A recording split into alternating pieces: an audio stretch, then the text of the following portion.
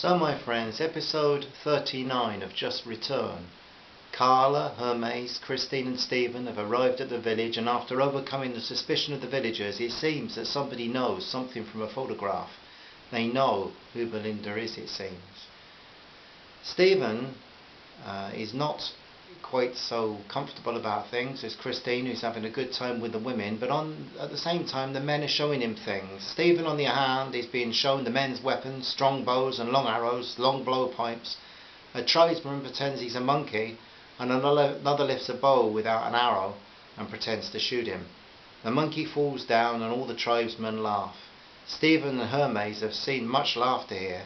Some of the men have gone with Carla to see his boat, but when he started the engine they didn't like it, and when two of them jumped off the boat he killed the engine. The leader though slaps Carla on the back and laughs loudly. He's not afraid, and Carla wonders if that's why he is the chief. Soon all are settling down for the night, and Christine lays for a while, marvelling at how much she takes for granted in Salisbury. Here there are no shops, no phones, no news, nothing, just trees, animal and these beautiful friendly people. Stephen is also thinking, here they are miles from anywhere that counts, totally at the mercy of these people. At home he knows that he's sometimes wary of strangers and with no justifiable cause. Well, perhaps a little because of the rising crime, but he wonders why these uncomplicated and friendly people had been so wary of them. The next morning, four of the men of the village, the two young men who had recognised the photo and the two middle-aged men, were gathering up supplies for the journey. The leader pointed to them, and they understand that the visitors are to go with them. Carla, Hermes and Stephen gather up all that is needed from the boat. Carla cannot take it any further up this tributary, and he feels sure that it's safer to go in the canoes from here on. So they'll be in the hands of the native men travelling by those canoes. The women hug Christine and carry encouragement by the look on their faces. Every mother among them wants this woman to find her baby. The men chatter among themselves and farewells are generated with warmth and enthusiasm.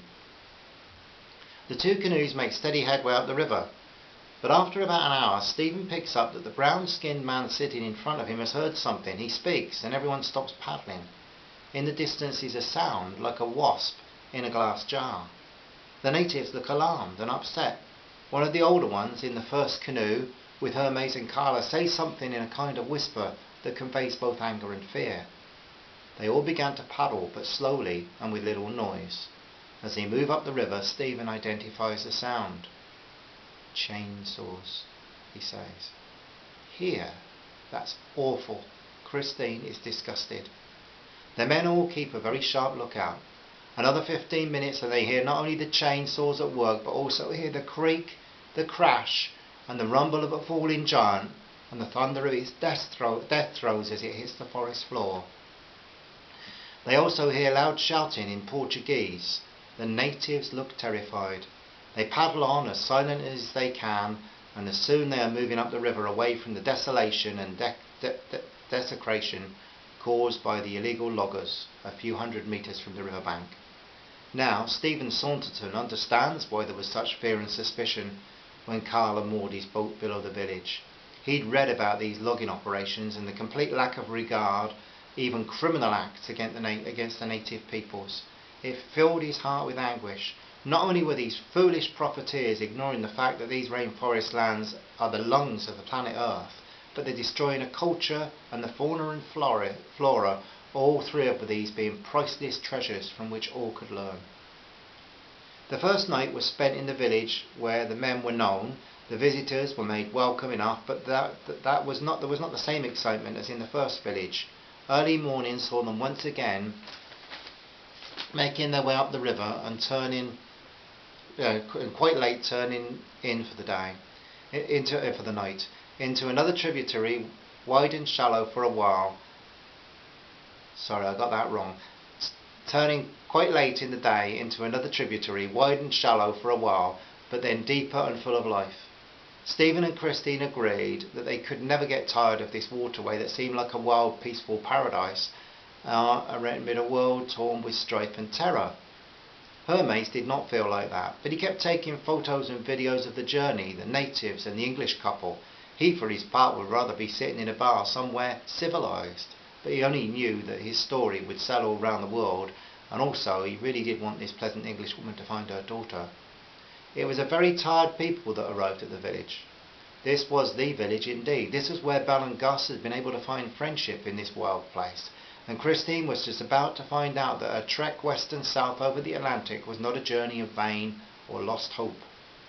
Taliki and some of the other women were tending their small vegetable gardens, and they saw the two canals coming up the river. As the 8 people came onto the bank, Taliki recognised the 2 middle-aged Indians. They'd been here before. Ruckno and Yukta had traded both food and news with them. The 2 villages were actually made up of relatives, and there was a bond between them, though much water flowed between them. There was a saying among them, the tree falls and the river runs dry, but our blood will ever be one. There had never been a war between them, and in the past there had been many marriages. Taliki called Ruckno, and soon he and other men were waiting to greet the party. Taliki was a little puzzled to see the 2 light-skinned men and a woman. This was not something they were used to, except for the visits of Belle and Gus. Soon the visitors were in the main lodge with Yukta, Ruckno and Yukta's father. Taliki stayed near the opening with Linkla and Belle, and she shared smiles. Taliki thought there was something familiar about that smile. Like Belle, she thought. Maybe it was just that they had similar features. They had pale skin. Greetings were shared between the natives, and food and drink, and villagers entered. As one of the older natives who'd brought the Europeans up the water explained what they were there looking for in a low tone, Yukta and Ruckno just listened. However, when Belle produced the photograph, Taliki said in a very loud voice, "Belle!" Christine could not believe it. She was in this village where nobody understood even Portuguese, let alone English, yet this beautiful Indian woman recognised her daughter and called her by her name. She came close to get a better look, and Christine, using the mother-baby gesture she had used before, pointed at Taliki and Linkla. Intelligent Taliki quickly caught on. She pointed at Christine and said as she repeated Christine's baby-holding gesture, "Belle!" The 2 women looked at each other and conveyed more understanding to each other through the eyes than they ever could with their lips. Any friend of Belle's was a friend of Taliki's. Her mother must be treated like my mother, she thought. Soon the 2 women were hugging, while Linkla watched with big brown eyes. Christine held on Taliki and cried like a child, tears of joy, relief and hope that had grown from a sparkler to a star in her heart.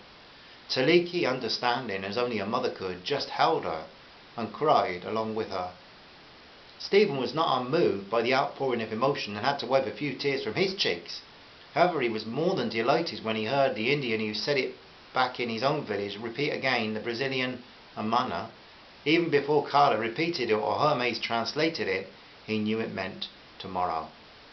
That evening, the other photographs were brought out, and the strangely out-of-place Polaroid instant camera. Long starved of film, it looked strange here, just like a scroll from the library in ancient Alexandria would look sitting on a table in McDonald's.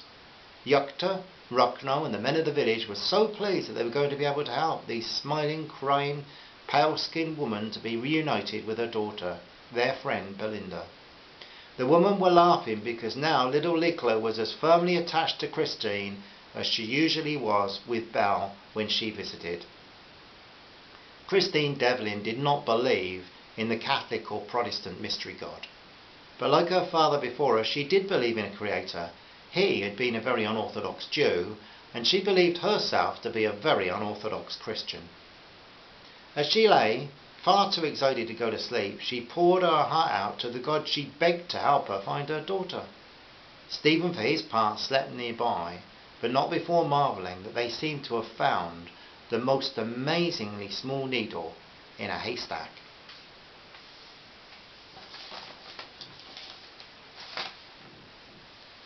The next chapter was called Meeting. I'll read a little of it. Belle and Gus were up early. They'd gathered food in abundance the day before. He was fairly certain that she had now muddled the days of the week and that it was a day earlier than she thought. However, he'd stopped making any issues with her over this or anything else. For the past few weeks, the gulf that separated them had been narrowed, and they worked along together in a reasonable spirit of friendly cooperation. She didn't distance herself from him anymore, either literally or emotionally, except that she very rarely touched him now, where before she would have hugged him or patted his shoulder or even kissed his cheek before going to her tent. However, she had trimmed his hair and beard recently at her own suggestion, and asked him to take a couple of inches off her long hair, which she usually kept tied back with a crocodile skin headband Taliki had given her on a recent visit. There were moments of humour between them, and the previous day's food trip she had pretended to disappear up a tree and then drop nuts on him from above. Also, she'd noticed a green and black skinned snake, and knowing Gus's fear of them, had warned him and led them way around it. Also, as evening fell, they were once again sitting by the fire exchanging stories, wisdom, ideas, hopes, sorrows. Usually Belinda didn't get onto the subject of the Holocaust, but on a couple of occasions he'd brought it up. He told her that he was not trying to justify anything, or himself, but to explain how things were and how he'd become a Nazi in the first place. Belle, ever the anti-violent equality for all woman, a lover of peace and liberty, was not impressed.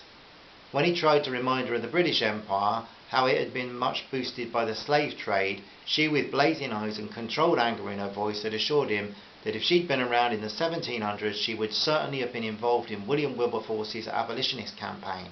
If he tried to use the Irish problem, she disowned both British atrocity and Republican violence.